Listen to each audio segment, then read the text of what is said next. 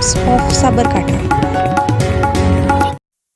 આદિજાતિ સમાજના સર્વાંગી વિકાસ અને છેવાડાના નાગરિકો સુધી વાહન વ્યવહારની સુવિધાઓ પહોંચાડવાના સંકલ્પ સાથે ગુજરાત સરકારના આદિજાતિ વિકાસ વિભાગ દ્વારા ભગવાન બિરસા મુંડા જનજાતીય ગૌરવ પરિવહન સેવા અંતર્ગત 15 નવીન બસોને મંત્રી પીસી બરંડાએ લીલી ઝંડી આપી પ્રસ્થાન કરાવ્યું હતું।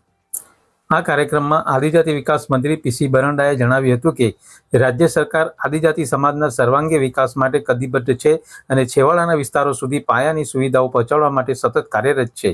ભગવાન બિરસા મુંડા જનજાતીય ગૌરવ પરિવહન સેવા અંતર્ગત શરૂ કરવામાં આવેલી આ નવીન બસો મુખ્યત્વે આદિજાતિ બાળકો અને વિદ્યાર્થીઓ માટે જ શરૂ કરવામાં આવી છે।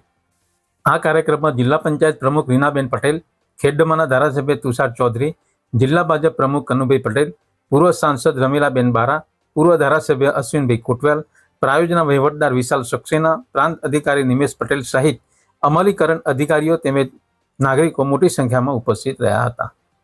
ભગવાન બિરસા મુંડાની 150મી જન્મ જયંતિના ભાગરૂપે આજે અહીંયા ખેડબ્રહ્મા અને સાબરકાંઠા જિલ્લાની અંદર 14 બસોનું લોકાર્પણ કરવામાં આવ્યું છે। એમાં માનનીય મુખ્યમંત્રીશ્રીએ અઠવાડિયા પહેલાં માનનીય ડેપ્યુટી સીએમ સાહેબે અને મારા વિભાગ દ્વારા આ બસોનું ગાંધીનગર ખાતે લોકાર્પણ કર્યું અને હવે જિલ્લે 14 જિલ્લાની અંદર આ બસો લગભગ 139 જેટલી છે, એમાં પણ લોકાર્પણ થઈ ચૂક્યું છે।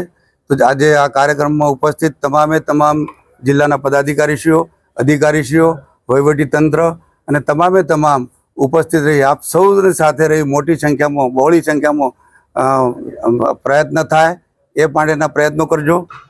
Bureau report, times of Sabarkantha.